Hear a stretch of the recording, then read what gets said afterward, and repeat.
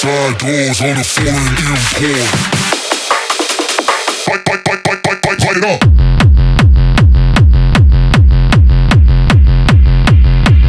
Y'all ready?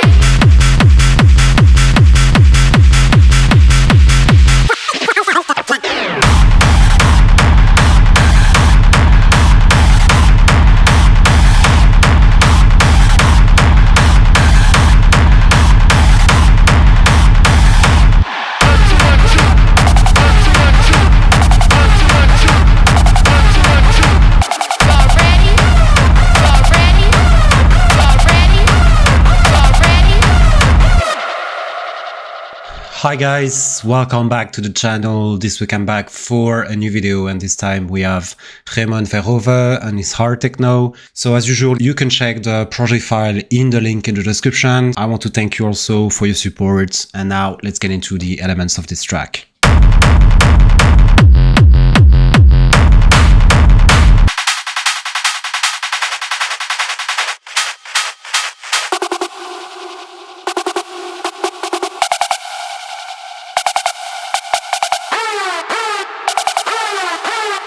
One, two, one, two.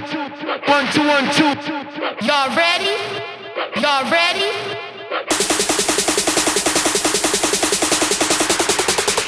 Suicide doors on the foreign import. Light it up. So first we have the kick group, and this is how my kick sounds. So we're gonna dive into this group. Of course, I have lots of processing as usual on my group, and I'm gonna dive into the different layers. You have for Remon Verhoeve this very typical offbeat kind of sound, which is more like a kind of delay. So I'm gonna show you how to make this. And apart from this, we have a basic kick, rumble, or industrial kick. So how I made this, I use first the top kick here, nothing special, just the transient. I have a main kick here, so I use this full layer. This one brings a bit the movement and also the punch. I have this rumble here, which is made out of two layers, a layer from a rumble of a kick, and this one from another rumble. It's just EQ'd a little bit because I had this resonancy here, and then I just sidechain, and finally I have my offbeat grid here. So I'm gonna show you how I made that. So first here I have a layer of a 16th pattern. So I just took a punch from a kind of industrial kick, and I make this go through a delay. So I have this dry signal, and I have a delay chain here, which is composed of three different layers: a layer of 16th delay, a 8th delay, and a dotted 8th delay. This one is going to create something very moving with a fast pace. I just EQ here. I usually have some resonancy here. I sidechain, very important here. Also it creates more movement and some space for the kick punch. And then I just EQ again. This one is the first layer. I have another one here, which is a combination of here, this rumble layer.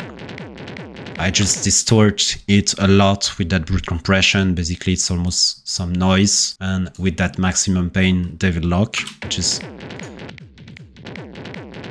some heavy distortion. I have another layer here, which is a perk rolling. So you have also this 16th pattern, but then I just distort it with the heavy mode amp.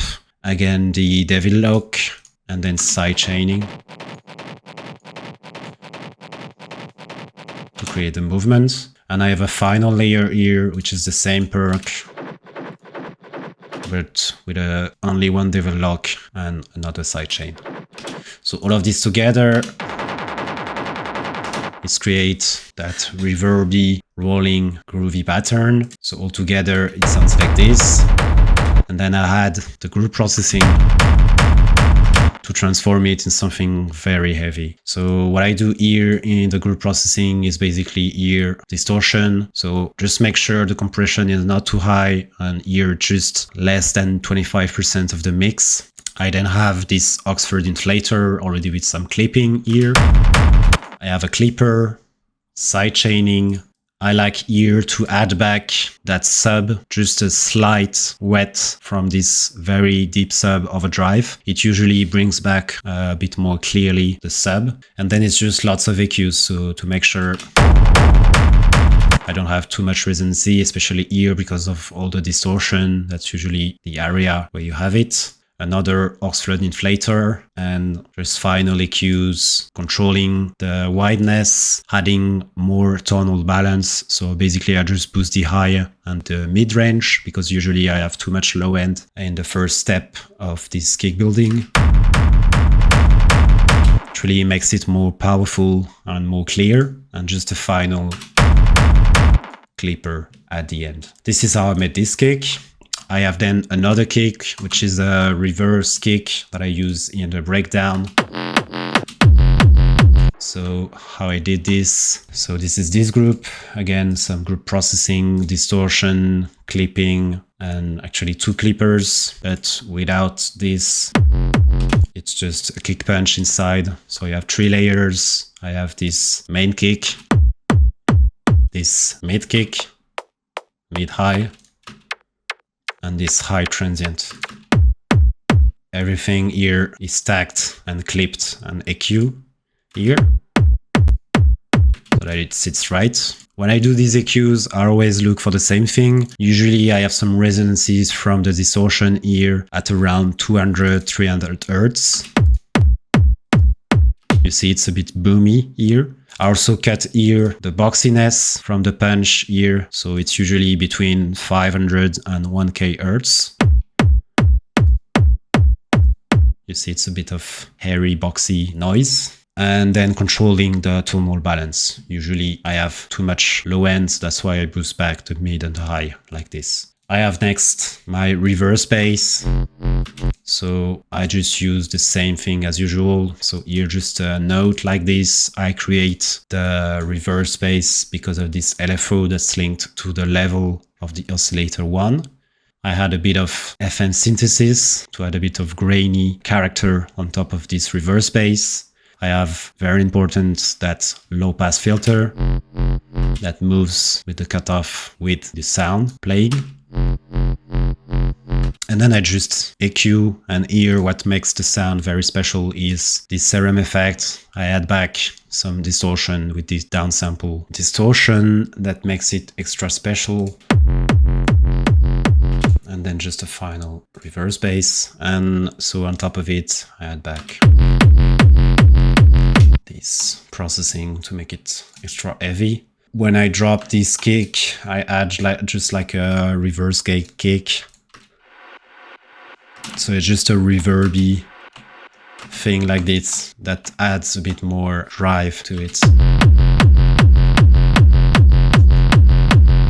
And finally, for my kick, I just have these pre-fill drops, which is basically just the kick here that I rendered to audio. And then I just make these. And that's it for the kick part. Next up, I have my clap. So for the clap, I use a combination of 2 claps that I've combined here. Basically, these 2 layers are made the same. I'm using a 909 clap first, a more noisy, harder style clap. And the 2 are combined with some drum bass to beef it up, a small decay ambience reverb. I have the same here, another 909 clap and another type of noisy clap. This one is distorted with heavy saturation here, hard curve, lots of overdrive, drum bass with transient down, and then again ambience type of reverb and some EQs to control the whole thing. And so this layering makes this very slappy clap. That's pretty effective. Next, I have my drums. So for my drums, I have first 2 layers of kind of trance drums. It's actually more to accompany the kick than really just some drums in itself. So I have this first layer. You see it brings that drive.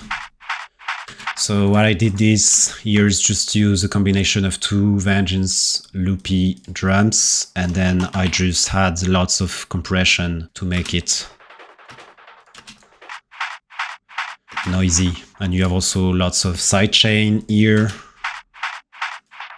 I have also this shifter that changed a bit the tone of it. So that's how I made this one. Another shifter here actually. And I have another one here, just straightforward, just a loop.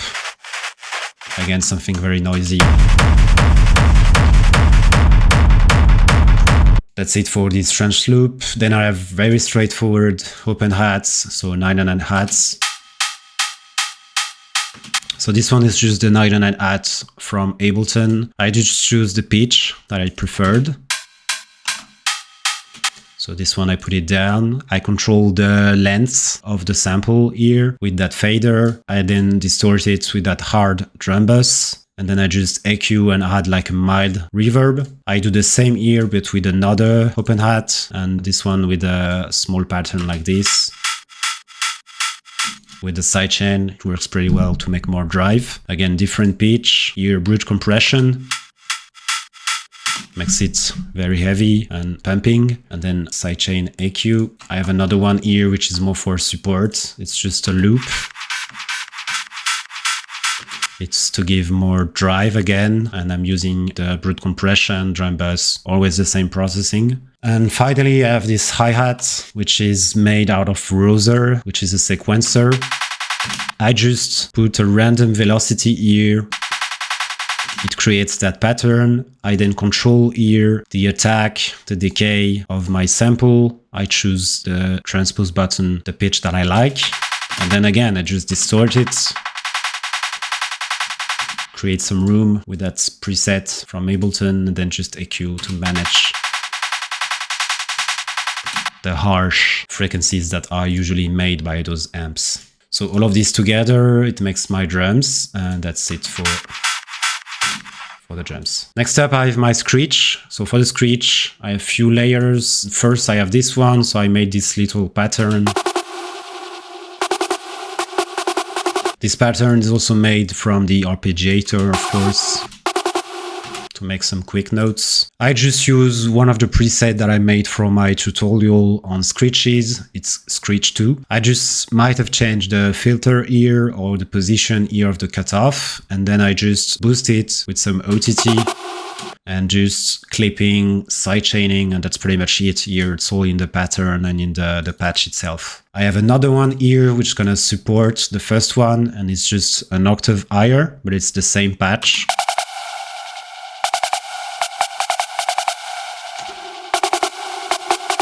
So we have some layering here, same processing. Next up here, I have another patch. So this one is a patch from Graveyard Sound, and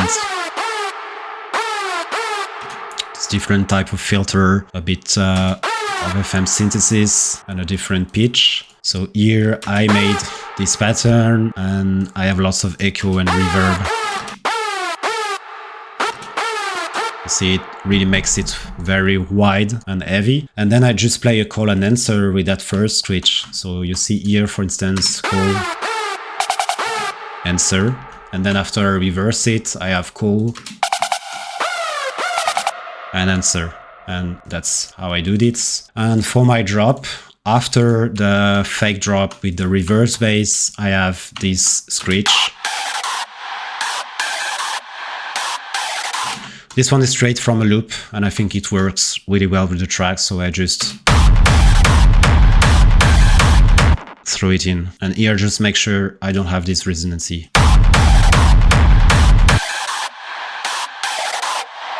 You can see here it resonates a bit. So usually, again, always some mud here in those frequencies. So you gotta be careful, because usually the mid part of a track is really what's make it strong, and you must be able to hear all of the frequencies and elements of the track in the mid frequencies. But you also must make sure that you don't have too much mud in that frequency, because there's usually some frequencies for all of the elements of the track in that area. So that's finally it for my screech. And finally, I have my breakdown effect effects. So here just stack up lots of effects to create some tension in the breakdown. So I have lots of pre-drop fills, some sweeps, some vocals, some build-ups, snare build-ups. So let me show you. I have first this sweep here, impact, sweep, another sweep with a reverse sweep. Here I have just this vocal pre-drop. I have another vocal here. So I made kind of combination here with all of these.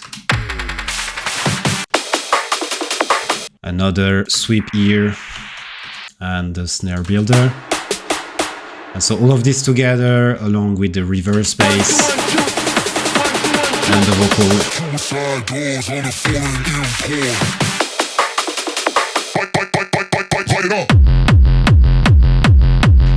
to create that build-up. I have also here another pre-drop fill and here another kind of vinyl scratch. And yeah, so these are just effects. You just gotta place them correctly, or you can build them if you want, but here just use some samples. Finally, I have these vocals. So these vocals are more used like a background. Again, it's a kind of call and answer. So for instance, 1 2 1 2 1 2 1 2 1 2 1 2. Y'all ready? Y'all ready? so I make the voice here, the vocal a bit more dirty than it's usually 1 2 1 2. first. I think it was a bit too clear. I wanted something more distorted, more like hard and industrial. 1 2 1 2. So I use this lead amp on it. I make sure with my CS2 that I don't 1 2 have 1. too much resonancy. I do the same here, but with a different amp for the other vocal. Y'all ready? Y'all I have also a clean amp on top of it. I have some echo to make it more lively. Y'all ready? Y'all ready? Y'all This one here is another vocal, but it actually makes a kind of perk with the grand delay. So it's usually nice to create some weird texture. So yeah, all of this together, it plays a call and answer game. I just bring it back and forth at different points in the track, also here in the breakdown to build the tension. I'm also using here the endless smile just to build also the reverby part like this. I guess I'm using also the reverb as a return channel at some point, and also here the endless smile. Yeah. 1 2. To do this, you can either use the endless smile, which brings a very clear reverb that I like, or you can use your own reverb if you want. So yeah, guys, that's pretty much it for this track. Thank you guys so much for the support. Tell me what you think in the comments, and I see you in the next one. Ciao, guys.